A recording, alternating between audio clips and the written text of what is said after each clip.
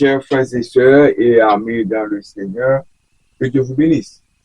C'est avec grand plaisir et honneur que nous rencontrons encore ce matin pour le message de la parole de Dieu. Ce matin, le message que vous va apporter vous-même, il va sortir dans le livre des Actes des Apôtres, chapitre 9, versets 1 à 12. Actes des Apôtres, chapitre 9, versets 1 à 12. Donc, nous n'allons pas faire toute la lecture ce matin. Nous allons faire la lecture versets 1 à 4. Et puis, au cours du développement de notre message, nous allons référer avec les autres versets pour nous. Je lis pour vous. Cependant, Saul respire encore la menace et le meurtre contre les disciples du Seigneur. Se rendit chez le souverain sacrificateur et lui demanda des lettres pour les synagogues de Damas, afin que, s'il trouvait des partisans de la nouvelle doctrine, hommes ou femmes, il les amena liés à Jérusalem. Comme il était en chemin et qu'il approchait de Damas, tout à coup, une lumière venant du ciel resplendit autour de lui. Il tomba par terre et il entendit une voix qui lui disait: Saul, Saul, pourquoi me persécutes-tu? The English version. Meanwhile, Saul was still breathing out murderous threats against the Lord's disciples. He went to the high priest and asked him for letters to the synagogue in Damascus, so that if he found any there who belonged to the way, whether men or women, he might take them as prisoners to Jerusalem. As he neared Damascus on his journey, suddenly a light from heaven and flashed around him. He fell to the ground and heard a voice say to him, Saul, Saul, why do you persecute me? Que Dieu de son amour infini bénisse cette portion d'écriture que nous venons de faire. Parole du Seigneur. Le sujet de ce matin, intitulé ainsi, quelles leçons pouvons-nous tirer de la conversion de Paul? Quelles leçons pouvons-nous tirer de la conversion de Paul? C'est-à-dire en créole, qui leçons nous capables d'apprendre dans la conversion Paul là? Qui leçons nous capables d'apprendre dans la conversion Paul là? What lessons can we learn from Paul's conversion? What lessons can we learn from Paul's conversion? Nous avons dit la conversion ou bien conversion, métachopie. Ce mot conversion ou bien métachopie est le mot grec qui signifie le processus de changement ou de modification de quelque chose d'une forme à une autre. That word, conversion, metachopy, is a Greek word which means the process of changing or causing something to change from one form to another. Donc, qui ça nous capable de dire de livre ça qui relie Actes des Apôtres? Qui a écrit le livre des Actes des Apôtres? Who wrote the book of Acts? L'auteur du livre des Actes, souvent appelé Actes des Apôtres, n'est pas mentionné explicitement explicitement Actes chapitre 1, verset 1 à 3 et Luc chapitre 1, verset 1 à 4 attestent tous deux de la paternité de Luc et des Actes. Luc était un ami proche de l'apôtre Paul et la légende raconte qu'il a écrit les livres des Actes et de Luc selon Colossiens chapitre 4, verset 14 et 2 Timothée chapitre 4, verset 11. Cette croyance remonte au premier jour de l'Église. Date de rédaction, le livre des Actes a très probablement été composé entre l'an 61 et l'an 65 après Jésus-Christ. Objectif de la rédaction. Le livre des Actes a été écrit dans le but de donner une histoire de l'Église primitive. L'accomplissement de la Grande Commission est l'objectif principal du livre. Les apôtres sont décrits dans les Actes comme rendant témoignage du Christ à Jérusalem, en Judée, en Samarie et dans la région au sens large.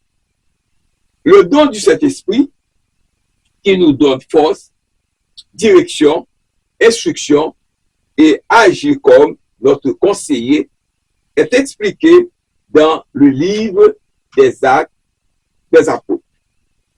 Donc, connaissance de base, pour vous-même, background knowledge, ou bien connaissance de base, nous avons dit que sait-on de Paul avant sa conversion? Et ça nous connaît. Ça me connaît de Paul avant conversion. What do I know about Paul before sa conversion? Paul, né de Taz, était un citoyen romain du 1er siècle, pharisien d'origine juive, devenu l'un des figures les plus influentes du christianisme après une conversion spectaculaire. Persécuteur des chrétiens à ses débuts, il se convertit au christianisme suite à une vision sur le chemin de Damas, sur la route de Damas. Après, il fonda de nombreuses églises en Asie mineure et en Europe. Voyagea beaucoup comme missionnaire et auprès des païens non juifs et écrivit une part importante du Nouveau Testament, notamment des lettres encourageant et instruisant les premiers chrétiens. Mais pas oublier que Paul Cavalli s'était persécuté chrétien avant de se convertir. Ça c'est une dans picture dans mes motos matin comme capable. OK? Ça c'est Paul parce que selon Actes chapitre 8 verset 1 à 13, nous connaissons que Saul leads a violent persecution of the young Christian church in Jerusalem. He goes from house to house, dragging men and women off to prison. When believers are found guilty of what is considered to be blasphemy, Saul calls for them to be stoned to death. Donc, c'est action ça qu'on fait tellement zélé dans la religion, c'est ça que lui fait, lui maltraiter les chrétiens, lui tuer, et le fait, et vous wash même, et puis tuer. Mais qui était Paul? Who was he? As I told you, né Saul de Taz, il était un pharisien fervent, fabricant de tentes et citoyen romain issu d'une famille juive. Le maître de Paul, donc il est professeur, était Gamaliel. Gamaliel, un pharisien respecté et professeur de loi juive, Paul lui-même a déclaré dans le livre des Actes avoir été instruit par Gamaliel. Ce serment lui a permis d'accepter une profonde compréhension de la loi, de comprendre la loi bien, qu'il a ensuite mise en pratique dans son ministère. Donc, what do I know about Paul before his conversion? What do I know? What do I know? Paul, originally named Saul of Tarsus, was a first century Roman citizen, a Jewish Pharisee who became one of the most influential figures in Christianity. After a dramatic conversion experience, initially a persecutor of Christians, he converted to Christianity after a vision of Jesus on the road of Damascus. As an apostle, he founded numerous churches throughout Asia Minor and Europe, traveled extensively as a missionary to the Gentiles, and wrote a significant portion of the New Testament, including letters that encourage and instructed early Christians. Donc, c'est tout ça que nous sommes capables de Paul. Ça, on va comprendre qui moun Paul te, ça a été fait, qui action te qu'on fait. Combien de monde li maltraité, combien de monde li cause yo mourir. Mais Paul est venu converti. Définition de la conversion. Qui c'est la conversion? Définition de la conversion. Et definition of conversion. La conversion est notre réponse volontaire à l'appel de l'évangile. Je reprends. La conversion est notre réponse volontaire à l'appel de l'évangile ou à l'appel de l'évangélisation. L'évangélisation est très importante pour les églises chrétiennes. Donc, par laquelle nous nous repentons sincèrement de nos péchés et plaçons notre confiance en Christ pour notre salut. Oubliez que moi donc que la conversion est notre réponse volontaire à l'appel de l'évangile ou à l'appel à l'évangélisation. Selon Matthieu chapitre 28, verset 19 à 20, nous connaissons que allez, faites de toutes les nations des disciples, les baptisant au nom du Père, du Fils et du Saint-Esprit, et enseignez-leur à observer tout ce que je vous ai prescrit. Et voici, je suis avec vous tous les jours jusqu'à la fin du monde. Therefore, go and make disciples of all nations, baptizing them in the name of the Father and of the Son and of the Holy Spirit, and teaching them to obey everything I have commanded you. And surely I am with you always to the very end of the age. Comme mentionné précédemment, le mot conversion signifie retournement, et dans le contexte biblique, il représente un retournement spirituel du péché vers le Seigneur. On distingue donc tout composant dans la vie d'une personne convertie. Deux bagailles. Ou comme dans la vie moi-même, ou même on l'autre monde qui est converti. Le retournement du péché est appelé repentance. Et le retour vers le Seigneur est appelé foi, la foi. Les deux se produisent simultanément. Ainsi, dans une véritable conversion, l'une ne va pas sans l'autre.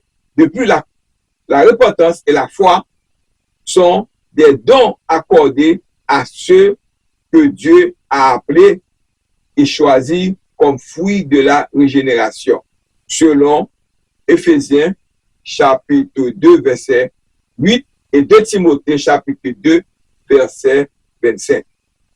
Donc, nous sommes capables de dire que lorsque vous convertis, son changement en fait. Même il y a Paul, c'est ton bandité même, tu as tué le monde, tu as maltraité le monde à cause de believe, les villes converties, vos transformations qui produit, vos changements qui produit. C'est comme si tu marchais à terre, ou pas marcher à terre encore, qu'on y a, ou marcher en l'air.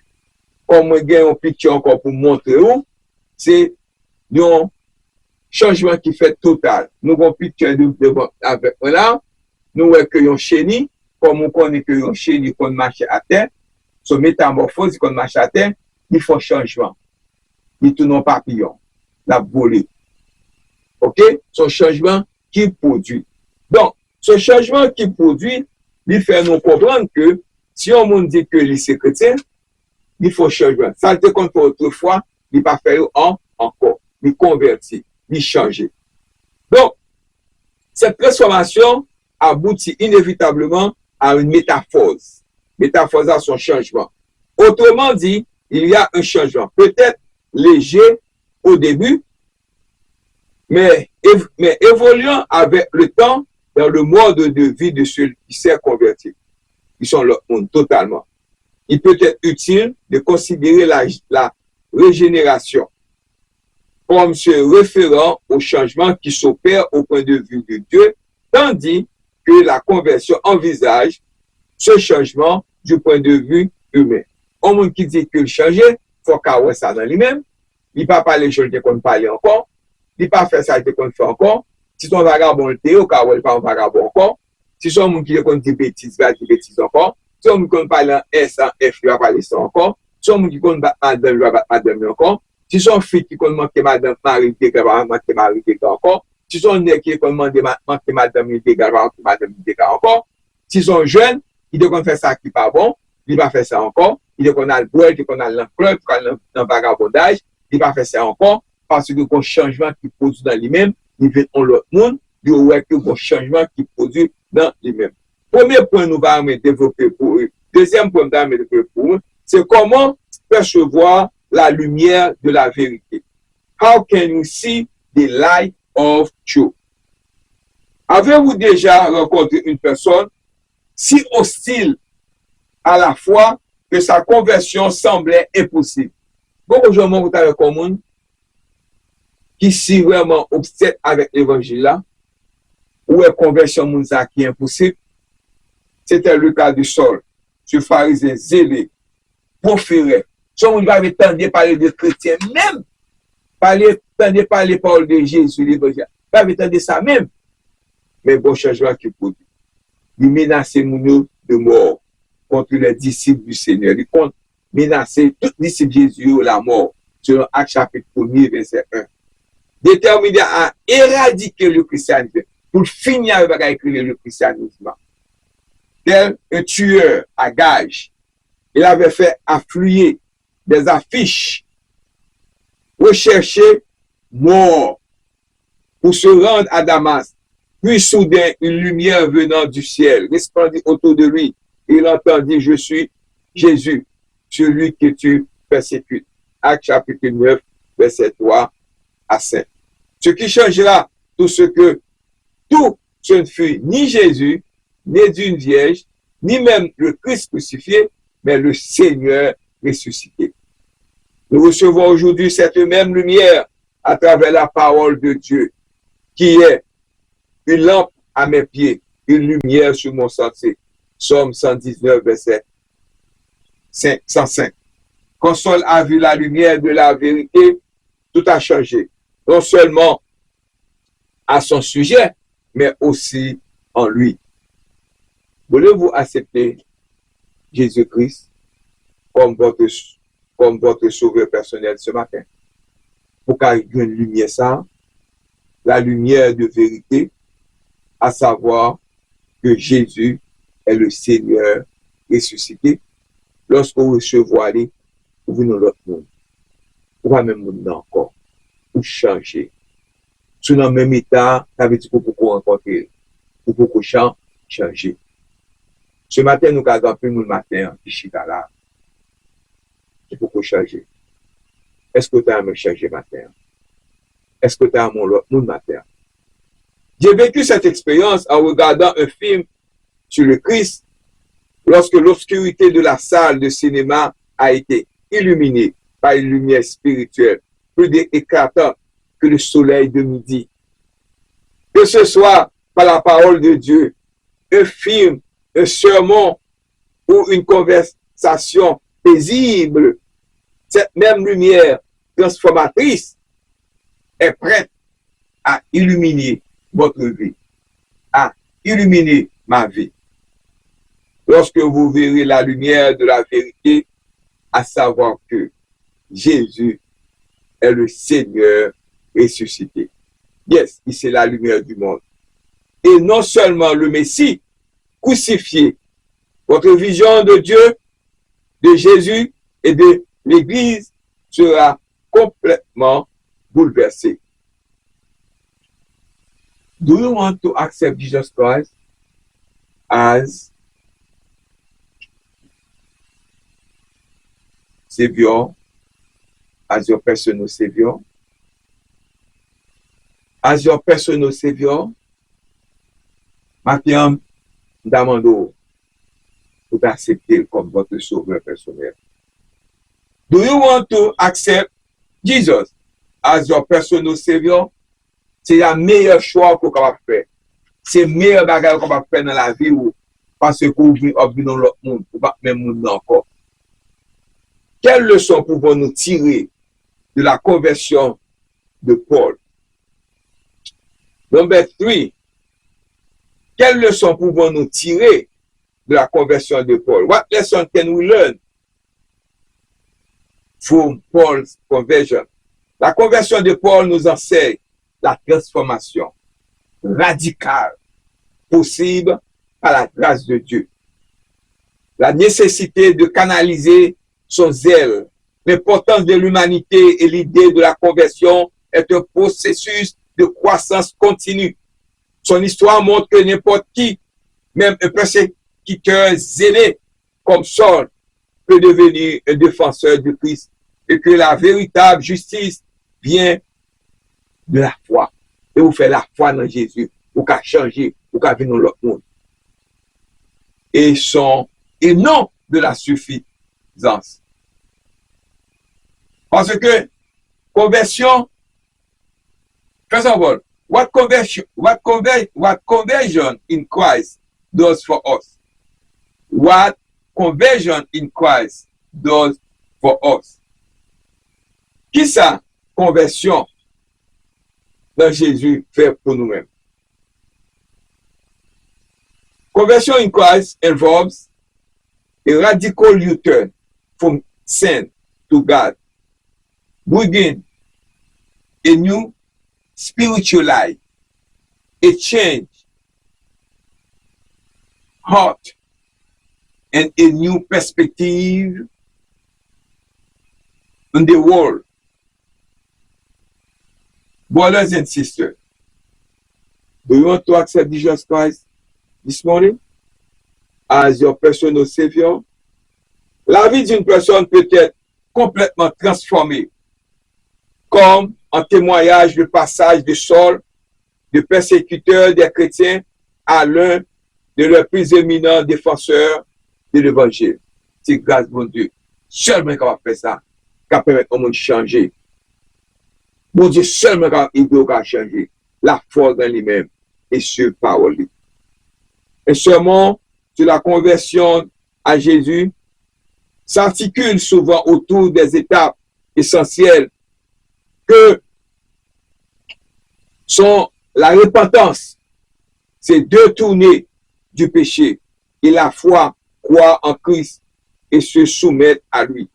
Il souligne qu'il ne s'agit pas seulement d'une décision humaine, mais d'une œuvre de la grâce de Dieu qui conduit à une vie nouvelle à la suite de Jésus et au partage de son message. Des exemples bibliques clés, montrez-nous, comme la transformation du sol, sont fréquemment utilisés pour illustrer ce processus puissant et transformateur. Élément fondamental de la conversion de Paul, nous jouons une repentance. La repentance implique un changement radical de mentalité concernant le péché, le remords des actions passées et le renoncement à une vie centrée sur soi pour se trouver vers Dieu. Forget about you, pense avec bon Dieu. Par contre, qui moun moyen, comment ça m'a fait ou? M'a fait au père, ou qu'a fait au père, tu pas moi moun encore. Non. Ou qu'a changer, chercher bon Dieu. Ou qu'a venir l'autre monde. C'est se tourner vers Dieu et lui accorder la place qui lui revient. Qui lui revient dans sa vie. Brothers and sisters, frères avec sœurs, est-ce que tu as accepté Jésus ça, qui a transformé vie ou, pour venir l'autre monde, ou pour un problème pour la société encore, ou pour un problème pour mon capité dans un ensemble avec vous? Comment partager la vie de Dieu? How do we share the life of God? Comment la vision de la lumière de Dieu nous conduit-elle à recevoir sa puissance? Aveuglé par cette lumière, Saul fut conduit à Damas. Dieu lui envoya un homme du nom d'Ananias. Et malgré sa réticence à s'approcher du plus grand ennemi du christianisme, à savoir Paul, il obéit à l'ordre de Dieu. Il imposa les mains à Saul et dit, frère Saul, sois rempli du Saint-Esprit. Actes chapitre 9, verset 17. Le Saint-Esprit est Dieu. Recevoir la lumière du Fils de Dieu, c'est recevoir la vie de l'Esprit de Dieu. Trois choses se produisent pour Saul. Il vit la lumière, number one. Il recouvre la vue et finalement reçut la puissance de Dieu. Ça va arriver pour même tout. Accepter Jésus comme votre sauveur personnel, ou bien la vie, ou bien la lumière, ou recouvrir la vue, ou bien la vie encore, parce que parfois, le bagage Jésus avec, vous faites pas bon, et finalement, on recevoir la puissance de Dieu. Pour la première fois, Saul comprit que la religion n'est pas le chemin vers Dieu. Non. Elle peut même être un obstacle. Mais Dieu désire une relation, non une religion. Bon, Dieu désire qu'il y ait une relation même ensemble avec lui, mais pas religion. Cela explique pourquoi la conversion est si essentielle. Un véritable changement doit venir de l'intérieur. Et cela ne se produit que par la conversion. Il faut qu'à changer, il faut qu'à convertir. Il faut changement. La véritable conversion signifie recevoir l'Esprit de Dieu et comprendre qu'il désire une relation avec vous et non une pratique religieuse. Voulez-vous accepter Jésus-Christ comme votre sauveur personnel ce matin? Tout le gagne déjà. Est-ce que vraiment vous avez un bon changement qui fait? Est-ce que vous n'avez pas un bon changement qui fait vous-même? Est-ce que vous sont l'autre monde vraiment? Frère avec sœur. L'on changer. Pourquoi changer? Dieu a besoin d'un amour pour la parole de Dieu. Vous avez besoin de ruminer chaque jour. Vous avez besoin de faire ça qui vient. Il est saint. Comment se soumettre au Seigneur des cieux? How do we surrender to the Lord of heaven? Comment savoir si votre conversion a été authentique et durable? Aussitôt Paul se mit à prêcher et les synagogues que Jésus est le Fils de Dieu. Ou bon amour pour parler pour bon Dieu. Ou pas quitter mon stade pour pas que monde dit qu'on pas qu'à prêcher. Ou pas besoin l'église pour prêcher. Ou pas besoin d'un podium pour prêcher. Là où la société a tout le monde dans la rue, qui est l'église. L'hôpital a tout le monde qui est l'église. Sobre a tout le monde qui est l'église. Travail a tout le monde pour prêcher. L'hôpital a travail a tout le monde pour prêcher. Dans l'établissement scolaire a travail, l'école a tout le monde pour prêcher. Dans le travail sur la police officielle a tout le monde pour prêcher. Avec attitude, à tempérament. Dans le bureau, on doit travailler tout le monde pour prêcher. On n'a pas besoin de place, on n'a pas besoin de l'église. Pourquoi pas faire ça? Pourquoi faire ça? La conversion de Paul ne résidait pas dans l'expérience spectaculaire elle-même, mais dans le changement radical qu'elle a opéré dans sa vie. Saul, l'homme de haine, est devenu Paul, l'homme d'amour, et a immédiatement porté du fruit. L'homme de haine méchant est devenu homme d'amour, l'homme qui comprend le monde, qui respecte le monde, qui aime le monde sauvé, qui aime le monde dans le ciel. La conversion est un véritable retournement de situation, un renversement moral et spirituel. Il ne s'agit pas de sentiments ou d'une simple expérience. Il s'agit d'une transformation profonde. Quittez moi, sœur, venez dans la lumière, parce que Jésus, c'est lumière. Mais cette transformation va bien au-delà de la simple croyance en certains faits. On n'est pas converti simplement parce qu'on croit que Jésus a existé, qu'il était un bon maître. Mais la véritable conversion implique une soumission totale à Jésus comme Seigneur.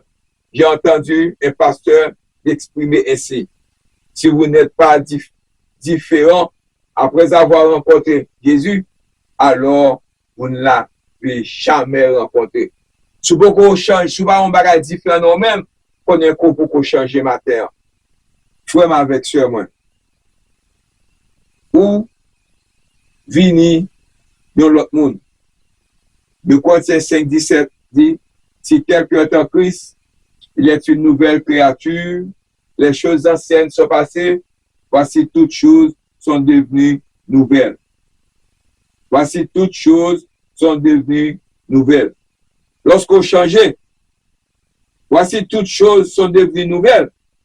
Mais si vous toujours été égoïste, méchant, malveillant, vous beaucoup rencontrer Jésus. Pourquoi il y a des changements qui fait dans nous-mêmes? Parce que lorsque vous rencontrez Jésus, vous venez dans l'autre monde. Vous ne pas changer dans la couleur, ou toujours un homme noir. Tout le monde qui est blanc, toujours un homme blanc. Mais attitude, tempérament, action, vous changez. Vous ne pas même monde encore. Selon 2 Timothée chapitre 3, verset 2 à 4, qui dit que car les hommes seront égoïstes, amis de l'argent, fanfarons, hautains, blasphémateurs, rebelles à leurs parents, ingrats, irréligieux, insensibles, déloyaux, calomniateurs, intempérants, cruels, enflés d'orgueil, aimant le plaisir plus que Dieu, qui soit parlé maintenant, mal fait l'évangile. Tu ne peux pas parler comme ça, leur converti, ou pas quand même j'ai encore, pour un changement qui produit en eux-mêmes. Parmi les sujets que je dégaine pour le matin, hein, c'est quelle leçon pouvons-nous tirer de la conversion de Paul? Qui leçon nous qu'à apprendre dans la conversion de Paul là? En conclusion, dans que leçon tirée de la conversion de Paul, la conversion est une transformation totale opérée par le seul qui puisse transformer une vie. Le Seigneur Jésus ressuscité. Elle applique de voir la lumière de sa vérité, de partager sa vie par le Saint-Esprit et de se soumettre entièrement à son pouvoir. Transformation radicale. La vie d'une personne peut être complètement transformée, comme Saul, qui de persécuteur des chrétiens est devenu l'un des plus fervents défenseurs de l'Évangile. Ici, le changement fait là, La grâce et le pardon de Dieu, ouais ça dans nous-mêmes. Aucun péché n'est trop grand pour que Dieu ne puisse le pardonner.